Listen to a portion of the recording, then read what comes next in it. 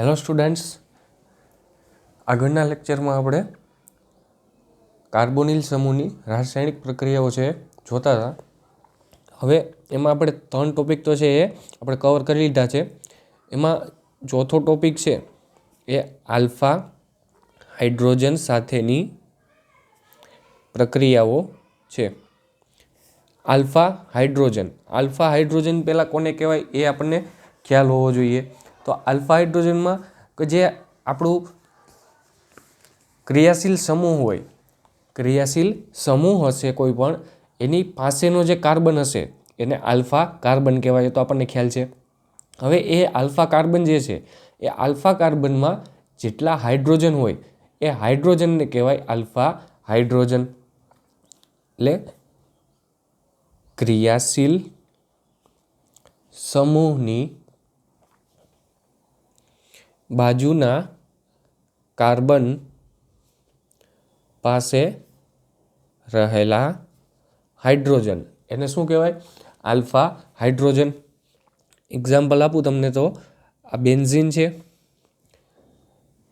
ત્યારબાદ અહીંયા લાસ્ટમાં આ કીટોન સમૂહ છે, આપણો કાર્બોનિલ સમૂહ એટલે કે ક્રિયાશીલ સમૂહ થયો.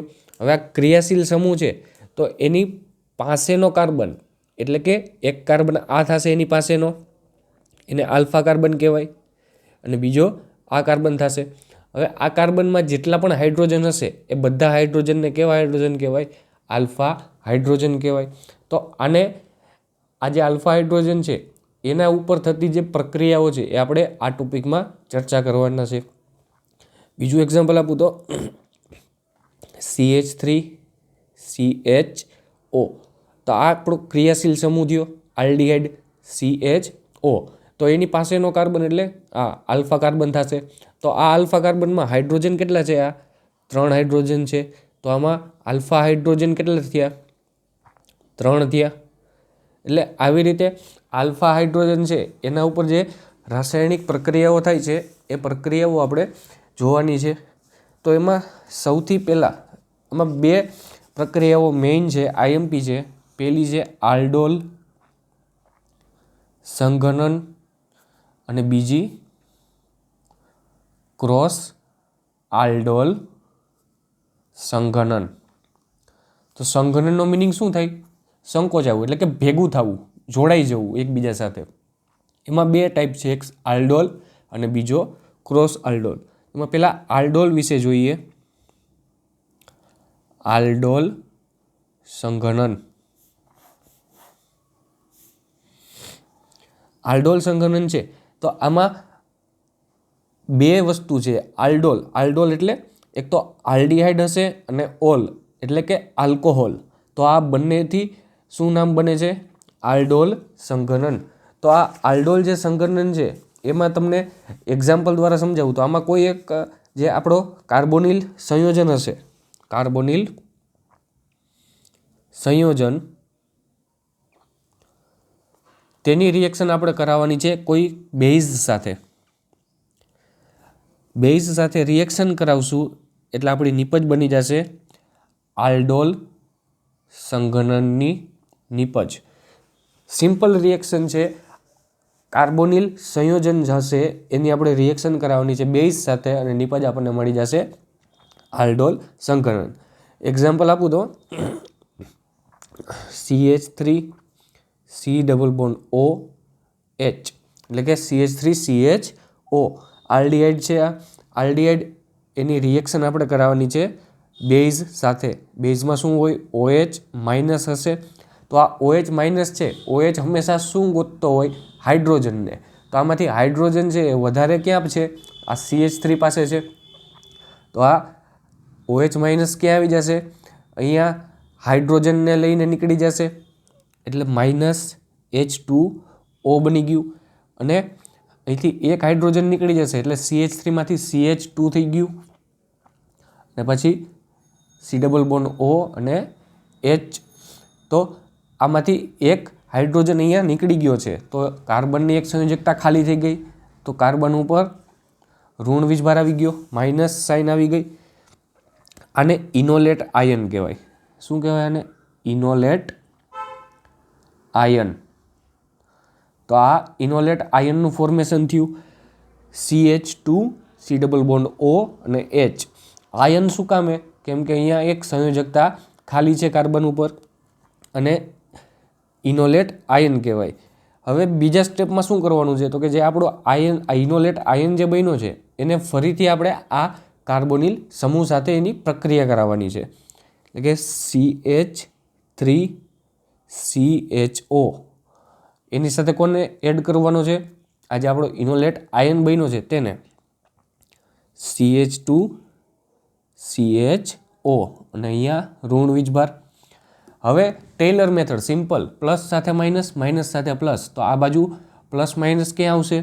કાર્બન ઉપર આંશિક ધન વીજભાર અને ઓક્સિજન ઉપર આંશિક ઋણ વીજભાર આવે. તો હવે જોઈન્ટ કરી દઈએ બંનેને કે CH3CH એની સાથે કાર્બન છે તો એ કેવો છે? પ્લસ છે, તો અહીંયા માઇનસ, એટલે કે આખે આખું ફંક્શનલ ગ્રુપ ક્યાં જોડાશે? આ કાર્બન સાથે જોડાઈ જશે. અને એની સાથે એક ઓક્સિજન તો જોડાયેલો જ છે. એટલે આ ઓક્સિજન અને ઓક્સિજન કેવો છે? ઋણ છે. તો એની હારે કોણ આવશે? જે ધન હશે તે. તો ધન આમાં હાઇડ્રોજન હશે પણ એ આગળના સ્ટેપમાં થશે. એટલે અહીંયા આપણે આ ફંક્શનલ ગ્રુપ છે એને એડ કરી દઈએ કે CH2 C double bond O અને H. અને પછી એનું કરવાનું છે પ્રોટોનેશન, એટલે કે H પ્લસ એડ કરશું. અહીંયા ઓક્સિજન છે એ માઇનસ હશે કેમ કે એની સંયોજકતા અધૂરી છે. એટલે પછી અહીંયા શું આવી જશે? OH આવી જશે. પ્રોટોનેશન કરશું એટલે નિપજ આપણી શું બની જશે? આલ્કોહોલ. અને જો અહીંયા શું છે? આ આલ્કોહોલ છે OH એટલે આલ્કોહોલ થઈ ગયો. અને ઉપર CHO એટલે આલ્ડીહાઇડ છે, એટલે કે આલ્ડોલ સંઘનન. સંઘનન એટલે બે ભેગા થઈ ગયા, આલ્કોહોલ અને આલ્ડીહાઇડ. એટલે આને કહેવાય આલ્ડોલ સંઘનન. બીજી આની એક શોર્ટ ટ્રીક મેં તમને આપી હતી કઈ રીતે જોઈન્ટ કરવા તે. તો એના માટે એક્ઝામ્પલ જોઈ લઈએ.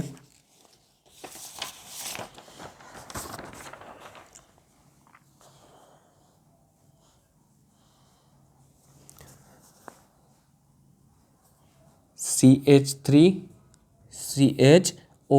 તો આના શોર્ટ ટ્રીકમાં શું હતું કે આપણે જેનું આલ્ડોલ સંઘનન કરાવવું છે, પહેલાં તો એ જે આપણો સબસ્ટન્સ આપણને આપેલો હોય એમાં જોવાનું કે આમાં આલ્ડોલ સંઘનન થશે કે નહીં થાય.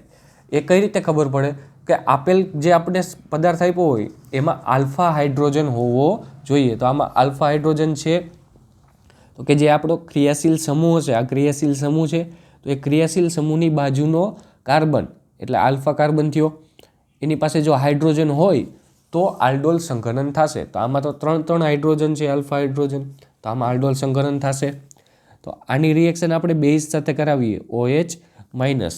તો શોર્ટ ટ્રીકમાં હવે એવું છે કે આપણે જે પણ અહીંયા પદાર્થ આપ્યો હોય, આપણને સબસ્ટન્સ આપેલો હોય, એના 2 મોલ લઈ લેવાના, 2 મોલેક્યુલ લઈ લેવાના. એટલે હજી એક આ CH3CHO આવી જશે. તો હવે આમાં શું કરવાનું? આ જે ઉપરનો મોલેક્યુલ છે એનો આલ્ફા કાર્બન એટલે આ થયો, એને આપણે કોની હારે જોડવાનો? નીચેના મોલેક્યુલના ક્રિયાશીલ સમૂહ સાથે. એટલે આ કાર્બન સાથે જોડ્યો. અને પછી શું થાય કે જેવો આની સાથે જોડાશે એવો અહીંયા કાર્બન છે એની સંયોજકતા વધી જશે. તો અહીંયાથી એક હાઇડ્રોજન છૂટો પડી જાય એટલે અહીંયા CH2 થઈ જશે. હવે અહીંયા CH2 થશે તો એક હાઇડ્રોજન નીકળશે. એ હાઇડ્રોજન ક્યાં એડ કરવાનો? આ ઓક્સિજનની બાજુમાં OH. અને પછી બેઠું છાપી દેવાનું. અહીંથી ચાલુ કરીએ આપણે નીચેથી CH3CH એની સાથે OH છે તો આ નીચે OH. પછી ઉપર વયું જવાનું CH2CHO CH2CHO. આ આપણી આલ્ડોલ સંઘનનની નિપજ છે બની ગઈ. હજી એક એક્ઝામ્પલ લઈ લઈએ. CH3CH2CHO. તો આમાં શું કરવાનું? આલ્ડોલ સંઘનન થશે કે નહીં? તો કે આલ્ફા હાઇડ્રોજન હોય તો થશે. તો આ ક્રિયાશીલ સમૂહ એની પાસેનો આલ્ફા કાર્બન એમાં 2 હાઇડ્રોજન છે તો આલ્ડોલ સંઘનન થશે. તો હજી એક મોલેક્યુલ લઈ લઈએ CH3CH2CHO. તો હવે આમાં જોઈન્ટ કોને કરવાનો? આલ્ફા કાર્બન જે હોય એને જોઈન્ટ કરવાનો. તો આલ્ફા કાર્બન ક્યાં છે? આ આલ્ફા કાર્બન એને ક્યાં જોઈન્ટ કરવાનો? નીચેના કાર્બોનિલ સમૂહ સાથે, એટલે કે એના કાર્બન સાથે જોઈન્ટ કરવાનો. અને પછી અહીંથી એક હાઇડ્રોજનને કાઢી નાખવાનો, એટલે આ CH2 છે તો એ એક હાઇડ્રોજન નીકળી જાય એટલે ખાલી CH વધ્યો. અને એ હાઇડ્રોજન ક્યાં આવશે? આ ઓક્સિજન પાસે. એટલે OH- સાથે પ્રક્રિયા કરાવી અને નીચેથી લખીએ CH3 CH2 CH, એક OH છે તો આ OH, અને પછી ઉપર, તો ઉપર કોની હારે જોડાયેલું છે? અહીંયા CH, તો આ પાછું એક CH. હવે એની સાથે એક CHO છે અને એક CH3 છે, તો આ એક CHO અને આ ઉપર CH3. તો આવી રીતે આપણે આલ્ડોલ સંઘનન છે એ કોઈ પણ સંયોજનનું આલ્ડોલ સંઘનન કરી શકીએ જો એમાં આલ્ફા હાઇડ્રોજન છે એ હાજર હોય તો. હવે એના પછી બીજો ટાઈપ આવે છે cross aldol સંઘનન.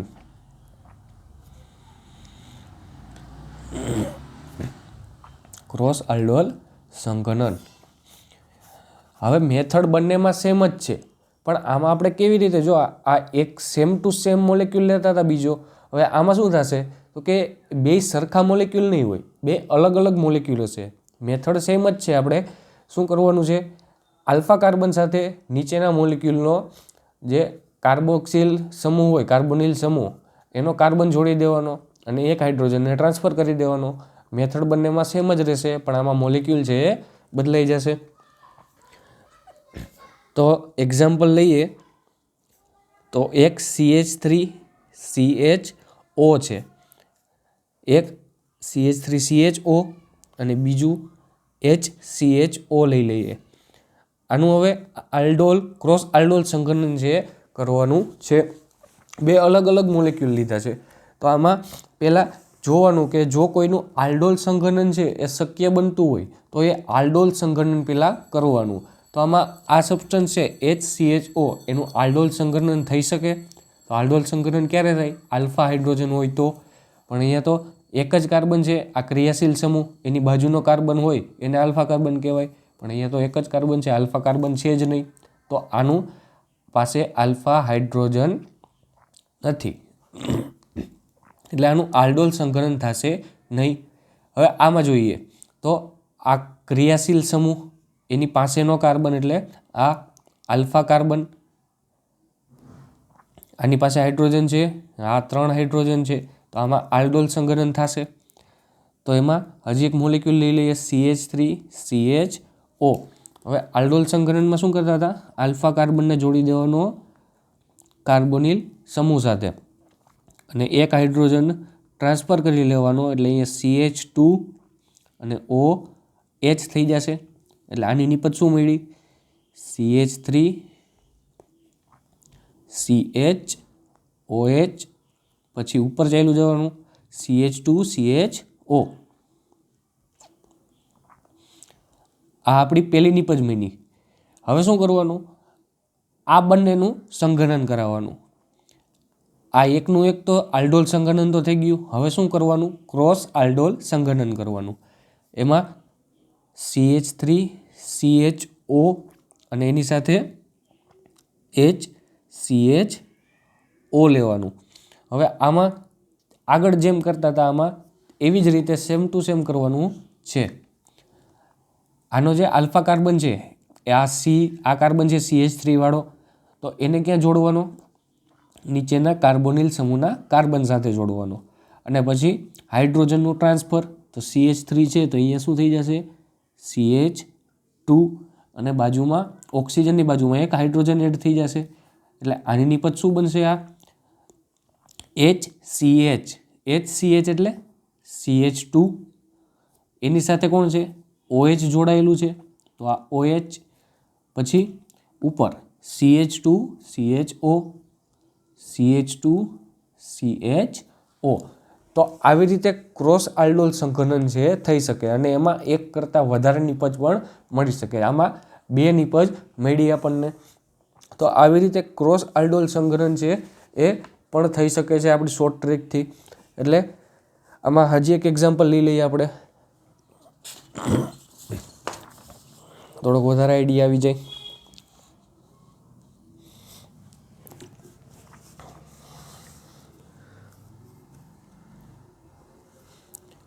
CH3 CHO CH3 CHO plus CH3 CO CH3. હવે આ બંનેનું આપણે ક્રોસ આલ્ડોલ કરાવવાનું છે. તો ક્રોસ આલ્ડોલ કરાવતા હોય ત્યારે આપણે પહેલાં શું જોવાનું કે આલ્ડોલ સંઘનન પોસિબલ છે કે નથી. તો આમાં પહેલાંમાં જોઈએ તો આલ્ફા કાર્બન છે, આલ્ફા હાઇડ્રોજન છે આમાં. તો આ આપણો કાર્બોનિલ ક્રિયાશીલ સમૂહ છે, એની બાજુનો આલ્ફા કાર્બન, એની પાસે 3 હાઇડ્રોજન છે. તો આલ્ફા હાઇડ્રોજન છે. આમાં જોઈએ તો આમાં તો 2 આલ્ફા કાર્બન છે, તો આમાં પણ આલ્ફા હાઇડ્રોજન છે.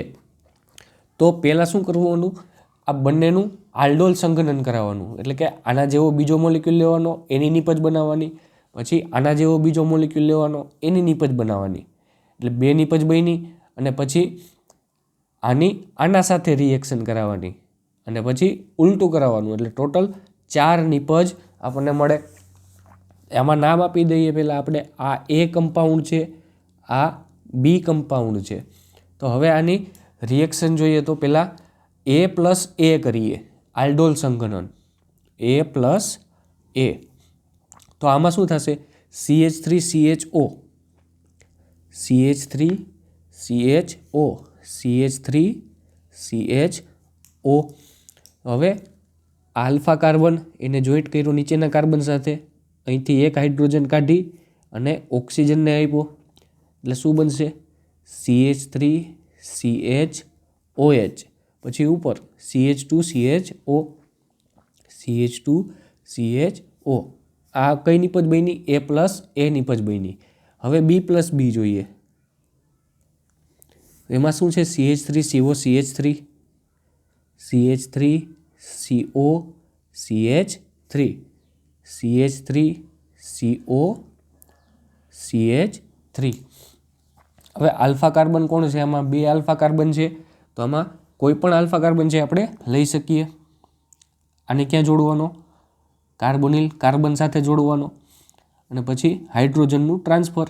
અહીંયા CH2 અને આ ઓક્સિજન છે ત્યાં શું આવી જશે, એક હાઇડ્રોજન આવી જશે. એટલે આ બની ગયો કમ્પાઉન્ડ આપણો CH3 C, પછી એની સાથે એક ઓક્સિજન જોડાયેલો છે. તો આ ઓક્સિજન અને એમાં એક હાઇડ્રોજન એડ કર્યો અને પછી અહીંયા CH3 પણ જોડાયેલો છે એક આ જ કાર્બન સાથે. તો આ CH3 અને હવે ઉપર જવાનું તો CH2CO CH3 CH2CO CH3. આ કઈ નિપજ મળી આપણને, B+B નિપજ મળી. હવે ક્રોસ આલ્ડોલ સંકરણ કરાવવાનું, A+B કરવાનું અને પછી B+A કરવાનું.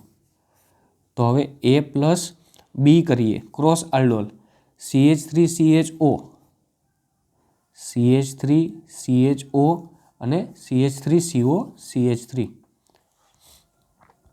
CH3CO CH3. તો હવે આલ્ફા કાર્બનને જોડી દેવાનો કાર્બોનિલ કાર્બન સાથે, એટલે અને હાઇડ્રોજનને ટ્રાન્સફર કરાવવાનો CH2 અને અહીંયા OH આવી જશે. જે નીચેથી ચાલુ કરીએ આપણે CH3 COH અને ઉપર શું છે CH3 આવશે.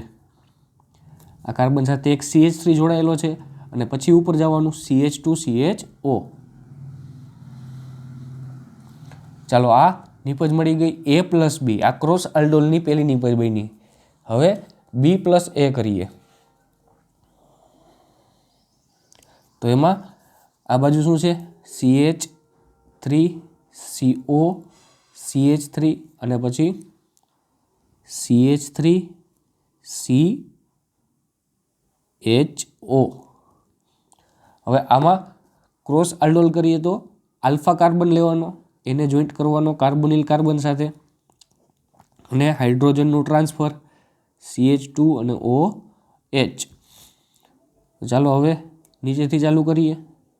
CH3 CH OH પછી CH2CO CH3 CH2CO CH3. તો આપણને આ 4 નિપજ મળી આમાંથી. ક્રોસ આલ્ડોલ સંકરણમાં 4 નિપજ મળશે. પહેલી કઈ A+A, બીજી B+B, ત્રીજી A+B અને ચોથી B+A. તો આવી રીતે આપણે કોઈ પણ સંયોજન આપણને આપે એનું આપણે ક્રોસ આલ્ડોલ સંકલન છે એ કરી શકીએ. ત્યારબાદ હવે નેક્સ્ટ પોઈન્ટ આવે છે અન્ય પ્રક્રિયાઓ છે તે. અન્ય પ્રક્રિયાઓ. અન્ય પ્રક્રિયાઓમાં 2 પ્રક્રિયા છે. કેનિઝારો પ્રક્રિયા છે અને એક ઇલેક્ટ્રોન અનુરાગી વિસ્થાપનની પ્રક્રિયા છે. તેમાં 2 સિમ્પલ જ છે, આગળ આવી જ ગયેલી છે. આપણે પેલી જોઈએ એમાં કેનિઝારો પ્રક્રિયા. હવે કેનિઝારો પ્રક્રિયા છે એમાં આપણે સિમ્પલ ઓક્સિડેશન કરવાનું છે અને રિડક્શન કરવાનું છે. બંને સ્ટેપ છે એ એક જ પ્રક્રિયામાં કરવાનું છે. અને આમાં બીજું કે કેનિઝારો પ્રક્રિયામાં આલ્ફા હાઇડ્રોજનની કાંઈ જરૂર છે નહીં. એકવાર ખાલી ઓક્સિડેશન કરવાનું અને એકવાર રિડક્શન કરવાનું. અને એ શોર્ટ ટ્રીક મેં તમને આગળ આપી દીધેલી હતી. ROH આલ્કોહોલ છે એનું આપણે ઓક્સિડેશન કરીએ તો RCHO એટલે કે આલ્ડિહાઇડ બનશે. એનું ફરીથી આપણે ઓક્સિડેશન કરીએ તો RCOOH બને. અને આનું રિડક્શન કરીએ તો આલ્ડિહાઇડ અને આલ્ડિહાઇડનું રિડક્શન કરીએ તો પાછું આલ્કોહોલ. અને ત્યારબાદ પ્રબળ જો ઓક્સિડેશન કરાવીએ આલ્કોહોલનું તો ડાયરેક્ટ એસિડને પ્રબળ રિડક્શન કરાવીએ તો ડાયરેક્ટ આલ્કોહોલ. એટલે આ શોર્ટ ટ્રીક છે એના ઉપર જ આધારિત છે. HCHO ના 2 મોલિક્યુલ. આ HCHO છે એની રિએક્શન આપણે બેઝ સાથે NaOH સાથે કરાવવાની છે. આ શું છે? આલ્ડિહાઇડ છે. તો આલ્ડિહાઇડ છે એનું એકવાર આપણે ઓક્સિડેશન કરાવવાનું છે અને એકવાર રિડક્શન કરાવવાનું છે. તો કાંઈ નહીં કરવાનું, ખાલી આમાં કાર્બન જોઈ લેવાના. કેટલા કાર્બન છે? 1 કાર્બન છે. તો 1 કાર્બનવાળો આલ્કોહોલ ઓક્સિડેશન કરાવીએ પહેલાં તો 1 કાર્બનવાળો આલ્કોહોલ કયો થાય? CH3OH થાય. અને પ્લસ હવે રિડક્શન કરાવીએ તો રિડક્શનમાં શું થશે? એસિડ બનશે. રિડક્શનમાં શું થશે? આનું આલ્ડિહાઇડનું રિડક્શન કરાવશું એટલે આલ્કોહોલ બનશે. અને આલ્ડિહાઇડ છે એનું ઓક્સિડેશન કરાવશું તો શું બનશે? આપણને એસિડ મળશે. તો એસિડમાં આમાં એસિડનો ક્ષાર બનશે કેમ કે અહીંયા NaOH બેઝ છે અને બેઝમાં આ જે Na સોડિયમ છે એ સોડિયમ હાઇડ્રોજનની જગ્યા લઈ લેશે. એટલે આનું જ્યારે આપણે ઓક્સિડેશન કરશું ત્યારે શું થશે? 1 કાર્બનવાળો અહીંયા આપણે આલ્ડિહાઇડ છે તો સામે પણ 1 જ કાર્બનવાળો એસિડ મળશે આપણને. અને એ કયો થશે? HCOOH. H ક્યારે આવે? તો કે અહીંયા જો સોડિયમ એટલે કે અહીંયા જો બેઝ ના હોત તો અહીંયા H આવત, પણ અહીંયા સોડિયમ છે તો COONA. તો આ આપણે નિપજ મળી ગઈ. એક ઓક્સિડેશન કરવાનું એને એકવાર રિડક્શન કરવાનું. આને કહેવાય કેનિઝારો પ્રક્રિયા. હજી એક એક્ઝામ્પલ આપી દઉં. C6H5CHO. આની પ્રક્રિયા કરાવવાની છે NaOH સાથે. કેનિઝારો પ્રક્રિયા. તો એકવાર ઓક્સિડેશન ને એકવાર રિડક્શન. તો આલ્ડિહાઇડ છે CHO એનું એકવાર શું કરાવવાનું? ઓક્સિડેશન. તો ઓક્સિડેશન કરાવશું એટલે શું બનશે? એસિડ બનશે. તો આ C6H5COO અને સોડિયમ છે અહીંયા તો Na આવશે. અને પ્લસ એકવાર રિડક્શન કરીએ તો રિડક્શનમાં શું થશે? આલ્કોહોલ બનશે. C6H5CH2OH. તો આવી રીતે કેનિઝારો પ્રક્રિયા છે. એકવાર ખાલી ઓક્સિડેશન કરવાનું છે અને એકવાર રિડક્શન કરવાનું છે. એ આગળ જે શોર્ટ ટ્રીક આપી હતી એ પ્રમાણે જ. હવે એના પછી બીજો જે ટોપિક છે એ કેન્દ્રાનુરાગી વિસ્થાપન પ્રક્રિયા. હવે આ તો આપણે નાઇટ્રેશનની જ રિએક્શન છે, એ આપણે આગળ આવી જ ગયેલી છે. બેન્ઝાલ્ડિહાઇડ છે CHO અને બેન્ઝીનની રિંગ, અને શું કહેવાય? બેન્ઝાલ્ડિહાઇડ. આની રિએક્શન કરાવવાની છે HNO3 H2SO4 સાથે 273 થી 283 કેલ્વિન તાપમાન. એટલે આ નીચું તાપમાન થયું, એકદમ 0 થી 8 ડિગ્રી જેવું થાય. એટલે આમાં રિએક્શનમાં શું થાય કે જે એક તો આ પ્રક્રિયક છે HNO3 + H2SO4 એટલે NO2 નાઇટ્રેશન થશે, એ તો ફાઇનલ વાત છે. પણ નાઇટ્રો છે, નાઇટ્રો સમૂહ એમાંથી જાશે ક્યાં? તો કે આ જે CHO આલ્ડિહાઇડ જે સમૂહ છે ને એ ઇલેક્ટ્રોન વિડ્રોઈંગ હોય, એટલે કે ઇલેક્ટ્રોન ખેંચી લેશે બેન્ઝીનમાંથી. હવે ઇલેક્ટ્રોન ખેંચી લેતા હોય એ બધા કેવા હશે? મેટા ડાયરેક્ટિંગ હશે. તો આમાં મેટા પોઝિશન ઉપર કોનું એડિશન થશે? નાઇટ્રો ગ્રુપનું. એટલે CHO અને મેટા પોઝિશન ઉપર, મેટા પોઝિશન એટલે આ ઓર્થો અને આ meta, NO2 meta nitro benzaldehyde. અને શું કહેવાય? Meta nitro benzaldehyde. મેટા ઉપર શું કામ આવ્યું? તો કે આ જે આલ્ડિહાઇડ સમૂહ છે એ કેવો હશે?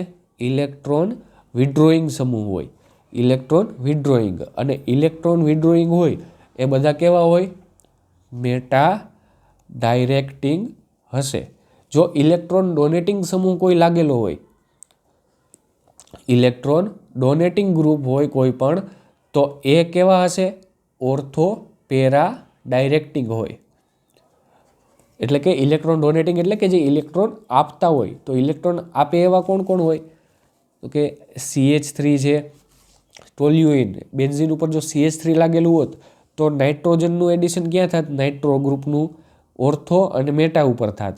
એમાં સૌથી વધારે મેટા ઓર્થો અને પેરા ઉપર થાત. એમાં સૌથી વધારે ક્યાં થાત? પેરા ઉપર. શું કામ? કેમ કે સ્ટેરિક હિન્ડ્રન્સ ઓછી લાગે છે. અહીંયા ગળદી થોડીક વધી જાય. નાઇટ્રો ગ્રુપ જો અહીંયા આવે તો થોડીક ભીડભાડ વધી જાય, એટલે પેરા પોઝિશન ઉપર છે એ મુખ્ય નિપજ આપણને મળે છે. ચાલો, તો આ રાસાયણિક પ્રક્રિયાઓ છે હવે એ કમ્પ્લીટ થાય છે. હવે એના પછી જે આપણો લાસ્ટ પોઈન્ટ છે, કાર્બોક્સિલ સમૂહ, એ ચાલુ થાય છે. હવે કાર્બોક્સિલ સમૂહનું નામકરણ અને બંધારણ. પહેલાં આપણે કીટોન વિશે જોયું, આલ્ડિહાઇડ વિશે જોયું. હવે આમાં શું જોવાનું છે? કાર્બોક્સિલ સમૂહ. તો કાર્બોક્સિલ સમૂહ, કાર્બોક્સિલ એટલે પહેલાં તો એક ખ્યાલ હોવો જોઈએ કાર્બોક્સિલ સમૂહ હોય કેવો. તો એમાં શું હોય? COOH. આ જે સમૂહ હોય એને આપણે કાર્બોક્સિલ સમૂહ તરીકે ઓળખીએ છીએ. COOH. આનું સ્ટ્રક્ચર કેવું હશે? એક કાર્બન અને એક ઓક્સિજન છે એ ડબલ બોન્ડ સાથે જોડાયેલો હશે કાર્બન સાથે, C ડબલ બોન્ડ O, અને બીજું OH. તો આવું સ્ટ્રક્ચર હશે કાર્બોક્સિલ સમૂહનું. તો આનું નામ કાર્બોક્સિલ કઈ રીતે પડ્યું? તો કે આ જે C ડબલ બોન્ડ O છે, આ કયો સમૂહ છે? કાર્બોનિલ સમૂહ. આ કાર્બોનિલ સમૂહ છે, C ડબલ બોન્ડ O. આ OH એ કયો છે? હાઇડ્રોક્સિલ સમૂહ. અને આ બંને ભેગા થાય છે એટલે કે કાર્બોનિલ સમૂહ અને હાઇડ્રોક્સિલ સમૂહ. એટલે આને શું કહેવાય છે? કાર્બોક્સિલમાંથી કાર્બો લીધું અને આમાંથી નીલ, કાર્બોક્સિલ. એટલે કાર્બોક્સિલ સમૂહ થઈ ગયો. C ડબલ બોન્ડ O અને OH. એટલે આવી રીતે આ જે કાર્બોક્સિલ સમૂહ છે એનું નામ પડ્યું. હવે આ કાર્બોક્સિલ સમૂહ છે એમાં મેઇન બે ટાઈપ આવશે. કાર્બોક્સિલ સમૂહમાં મેઇન 2 ટાઈપ પડે છે આપણે. એમાં એક છે એલિફેટિક અને બીજું એરોમેટિક. એલિફેટિક એટલે કે આલ્કાઇલ અને એરોમેટિક એટલે એરાઇલ. આલ્કાઇલ અને એરાઇલ. તો હવે આ એલિફેટિક એટલે કે સિમ્પલ જે કાર્બનની ચેઇન હોય, લાંબી શૃંખલા હોય કાર્બનની, એ બધા શેમાં આવે? એલિફેટિકમાં. અને એરોમેટિક એટલે બેન્ઝીનની રિંગવાળા વલયવાળા જે કમ્પાઉન્ડ હોય, બેન્ઝીન અને તેના ડેરિવેટિવ્સ, એ બધા શેમાં આવશે? એરોમેટિકમાં. આના એક્ઝામ્પલમાં એલિફેટિકમાં CH3 COOH, પછી CH3 CH2 COOH. એટલે આમાં ટૂંકમાં બેન્ઝીનની રિંગ નહીં હોય અથવા તો કોઈ પણ ટાઈપની વલય છે એનું સ્ટ્રક્ચર નહીં હોય, સિમ્પલ કાર્બનની ચેઇન હશે, એને શું કહેવાય? એલિફેટિક કહેવાય. એરોમેટિકમાં એનું એક્ઝામ્પલ, એમાં બેન્ઝીનની રિંગ અને તેના ડેરિવેટિવ્સ હશે COOH. એટલે આ ટાઈપને શું કહેવાય? આને એલિફેટિક અને આને એરોમેટિક. આના ડેરિવેટિવ્સ એટલે તો ખ્યાલ છે ને તમને? ડેરિવેટિવ્સ કોને કહેવાય? તો કે જે આ બેન્ઝીન હોય એના ડેરિવેટિવ્સ એટલે કે બેન્ઝીનમાંથી બનતા અલગ અલગ સંયોજનો, એને શું કહેવાય? એના ડેરિવેટિવ્સ એટલે કે વ્યુત્પન્નો. શું કહેવાય આને? વ્યુત્પન્નો. કોના? બેન્ઝીનના વ્યુત્પન્નો. હવે એટલે શું થાય? તો કે બેન્ઝીનમાંથી આ જો બેન્ઝીન છે, હવે બેન્ઝીનની ઉપર CH3 આવી જાય એટલે ટોલ્યુઇન થયું. આ ટોલ્યુઇન છે એ પણ શું કહેવાય? બેન્ઝીનના વ્યુત્પન્નો કહેવાય. કેમ કે એક શેમાંથી બન્યું છે? બેન્ઝીનમાંથી જ બન્યું છે. નાઇટ્રોબેન્ઝીન લઈએ NO2, આ પણ શું છે? બેન્ઝીનનું એક ડેરિવેટિવ એટલે કે વ્યુત્પન્ન જ છે. એટલે બેન્ઝીનમાંથી જે બનતા હોય એ બધા બેન્ઝીનના વ્યુત્પન્નો કહેવાય. અને બીજું કે આ જે કાર્બોક્સિલ સમૂહ છે એમાં જો 12 થી લઈ અને 18 નંબરના કાર્બન સુધી, જો 12 થી 18 કાર્બન હોય તો તેને એક પર્ટિક્યુલર નામ આપ્યું છે, એ છે ફેટી એસિડ કહે છે. જો કોઈ પદાર્થ આપણને આપેલો હોય અને એમાં 12 થી લઈ અને 18 સુધીના જો કાર્બન હોય, 12 થી 18 સુધીના કાર્બન હોય તો એવા બધા સંયોજનોને શું કહેવાય? ફેટી એસિડ કહેવામાં આવે છે. જો એક્ઝામ્પલમાં જો સ્ટાર્ટિંગ ક્યાંથી થાય છે? 12 નંબરથી થાય છે તો C12H. જો કાર્બન છે એ 12 હોય તો એની સાથે હાઇડ્રોજન કેટલા હશે? CnH2n+2. આ સૂત્ર હતું આપણું CnH2n+2 હાઇડ્રોજન ગણવા માટે. તો હાઇડ્રોજન કેટલા થાય? 2n+2 એટલે કે 12 દુ 24 અને 2 26. તો હાઇડ્રોજન 26 થશે. પણ આ ક્યારે? તો કે જ્યારે ખાલી નોર્મલ આલ્કેન હશે ત્યારે થશે. પણ આપણે કાર્બોક્સિલ સમૂહવાળી ટેસ્ટ બધી કરવાની છે એટલે આમાં કાર્બોક્સિલ સમૂહ હોવો જોઈએ.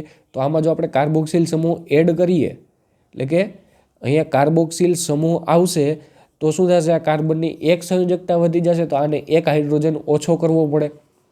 તો C12H25COOH. અહીંથી ફેટી એસિડની શરૂઆત થાય છે 18 નંબરના કાર્બન સુધી. એટલે એક હાઇડ્રોજન ઓછો શું કામ થયો? કેમ કે અહીંયા COOH કાર્બોક્સિલ સમૂહ છે એ એડ થયો છે એટલા માટે. તો આ બધાને શું કહેવાય?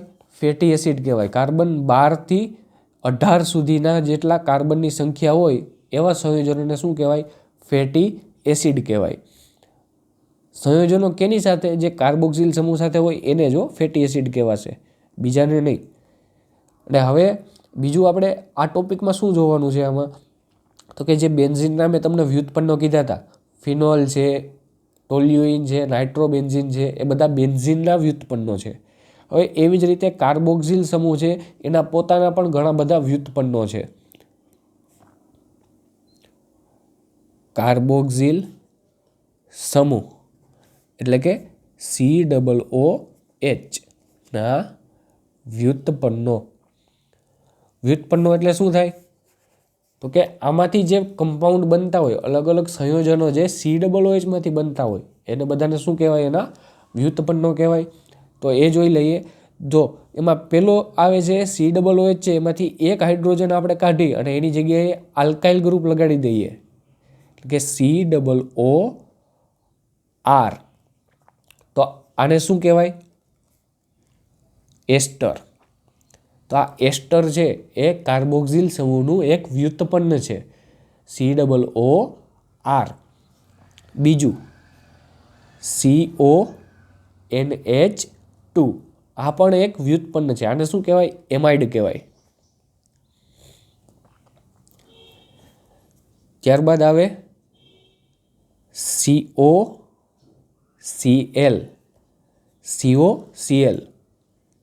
આને કહેવાય એસિડ ક્લોરાઇડ. બધા આગળ આવી જ ગયા છે. આપણે આના વિશે હવે આગળ થોડી ઘણી ચર્ચા કરવાની છે. Acid chloride COCl. ત્યારબાદ છેલ્લું એનહાઇડ્રાઇડ આવે, એસિડ એનહાઇડ્રાઇડ RCOOCOR. આને શું કહેવાય? Acid anhydride. આ કઈ રીતે બને તો ખ્યાલ છે ને? બે COOH ના મોલેક્યુલમાંથી આપણે હાઇડ્રોજનને દૂર કરી લઈએ એટલે એસિડ એનહાઇડ્રાઇડ બની જશે. COOH, જો આ COOH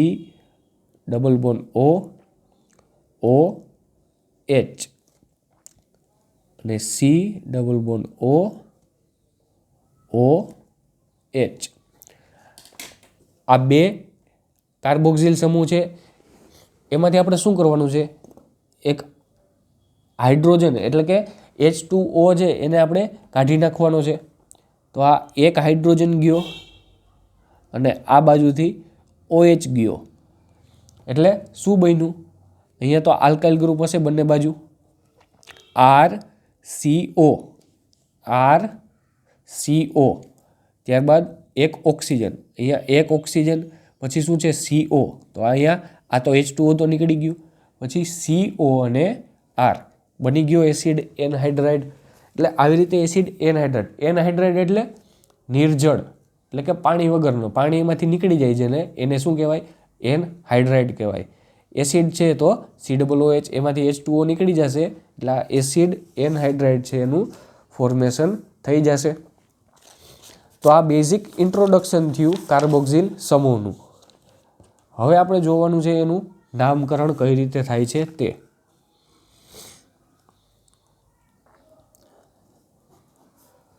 કોનું નામકરણ? COOH, કાર્બોક્સિલ સમૂહનું નામકરણ છે કરવાનું છે. તો એમાં બે નામ હશે, એક તો IUPAC અને એક સામાન્ય નામ.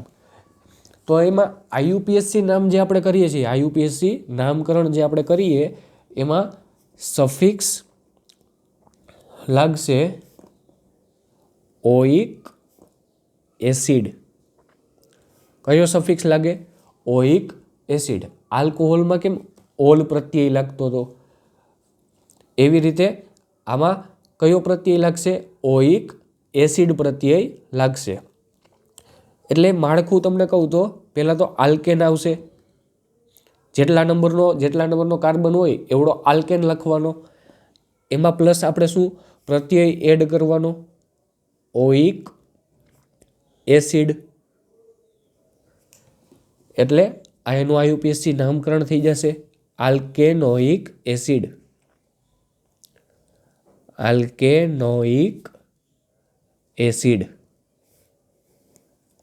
તો આ એનું માળખું બની ગયું આલ્કેનોઇક એસિડ. હવે આમાં આલ્કેન એટલે કે જેટલા નંબરનો કાર્બન હોય, એક નંબરનો કાર્બન હોય તો મિથ આવે તો મિથેનોઇક એસિડ, 2 નંબર હોય તો ઇથેનોઇક એસિડ, 3 નંબર હોય તો પ્રોપેનોઇક એસિડ. એટલે IUPAC નામકરણ તો છે એકદમ ઇઝી જ છે. યાદ તમારે શું રાખવાનું છે? સામાન્ય નામ. અને જે સામાન્ય નામ છે એ જ વધારે પડતો ઉપયોગમાં આવતું હોય. એક્ઝામમાં પણ તમને એમ જ પૂછે કે ભાઈ કોઈ પણનું સામાન્ય નામ આપે અને એનું તમારે સ્ટ્રક્ચર દોરવાનું હોય અથવા તો એની કોઈ રિએક્શન કરવાની હોય તો એ નામ છે એ તમારે યાદ રાખવાના થશે સામાન્ય નામ. આઈયુપીએસસી નામ તો તમે આની ઉપરથી બનાવી લેશો આલ્કેનોઇક એસિડમાંથી.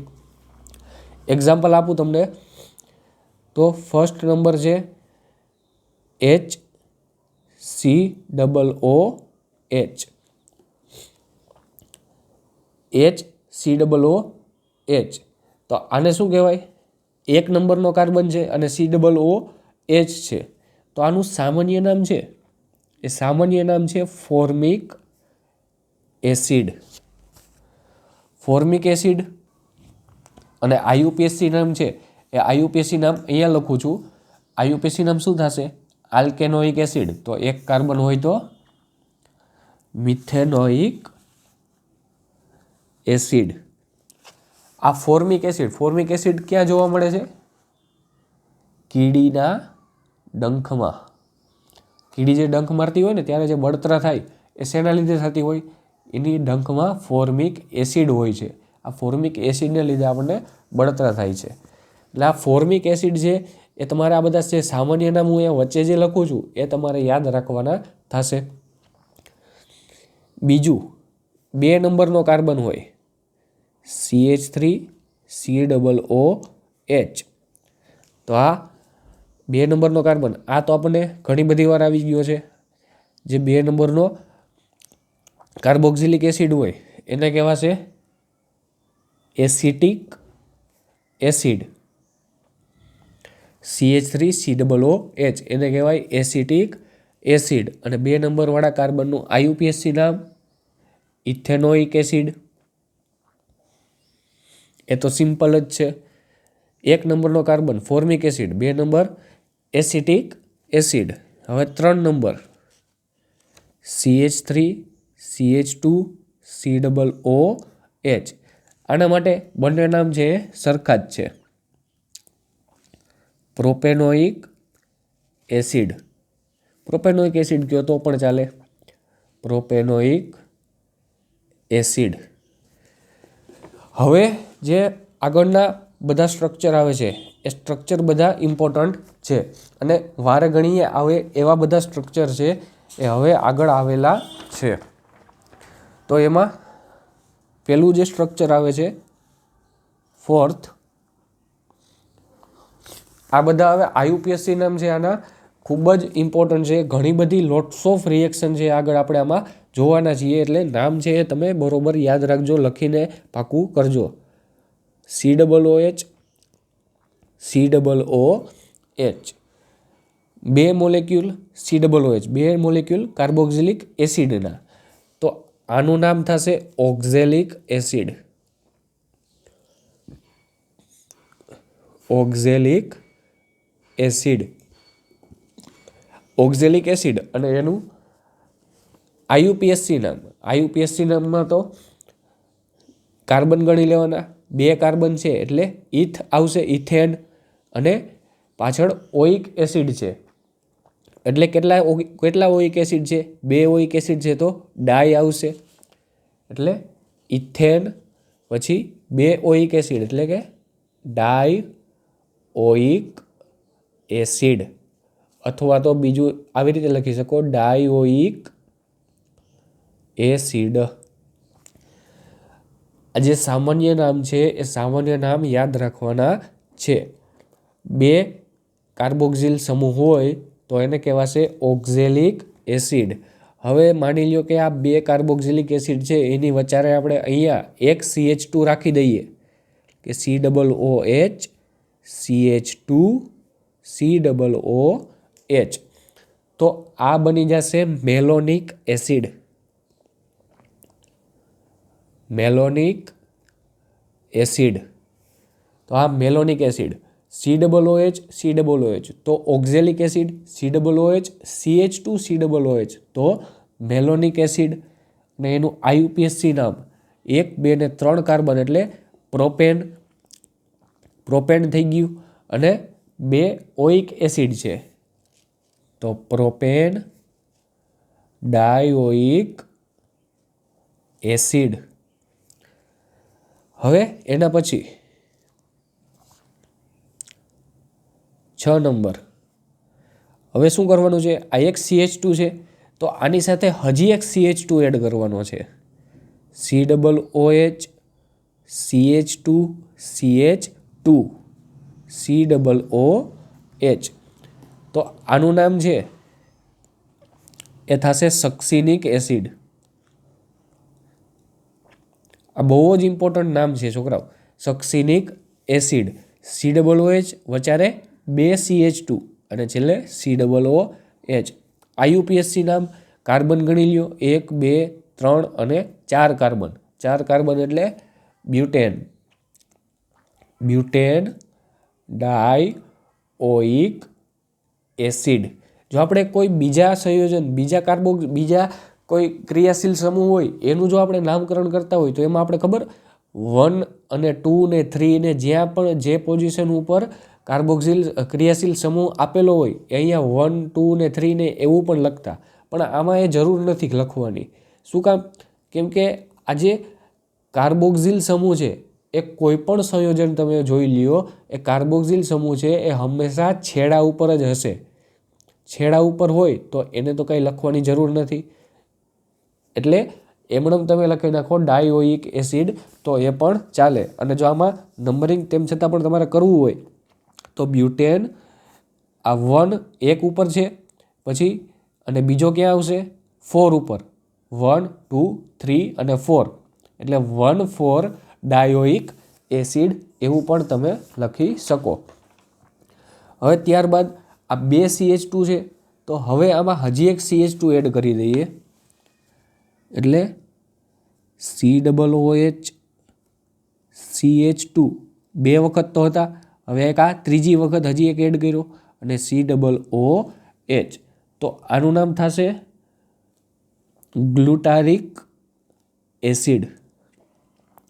ગ્લુટારિક એસિડ. અને IUPAC નામ શું થશે? 3 4 અને 5 પેન્ટેન ડાયોઇક એસિડ. હવે આ 3 કાર્બન આવ્યા અહીંયા વચારે. હવે હજી એક કાર્બન જો એડ કરીએ, હવે એક જ વાર એડ કરવો છે, વધારે નથી કરવા. COOH CH2 4 વખત અને COOH. તો આનું સામાન્ય નામ થશે એડિપિક એસિડ. શું નામ થશે? એડિપિક એસિડ. અને IUPAC નામ તો આવડે જ છે આપણને, 4 કાર્બન વચારે, ઉપર એક 5 અને નીચે એક 6 એટલે હેક્ઝેન ડાયોઇક એસિડ. તો આ બધા જે સામાન્ય નામ છે એ સામાન્ય નામ તમારે યાદ રાખવાના છે. જો સિમ્પલ COOH હોય તો ઓક્ઝેલિક એસિડ, વચ્ચે એક CH2 હોય તો મેલોનિક એસિડ, 2 CH2 હોય તો સક્સિનિક એસિડ. સક્સિનિક એસિડ છે એ બહુ પોપ્યુલર છે. એના પછી જો 3 કાર્બન હશે તો ગ્લુટારિક એસિડ, પછી 4 કાર્બન હશે તો એડિપિક એસિડ. આમાં તમારે યાદ રાખવું હોય ને તો શું કરાય, આ પહેલો અક્ષર છે ને O M S G અને A એટલે શું થયું? O M S G A. આ બધા નામ તમારે આવી ગયા. ઓમ સગ એ. O એટલે oxalic acid, normal COOH. M એટલે મેલોનિક એસિડ, વચારે એક CH2. પછી S એટલે સક્સિનિક એસિડ, વચારે 2 CH2. પછી G એટલે ગ્લુટેરિક એસિડ, એટલે વચારે કેટલા આવશે? 3 CH2 આવશે. અને છેલ્લે A એટલે કે એડિપિક એસિડ, એમાં 4 CH2 ગ્રુપ.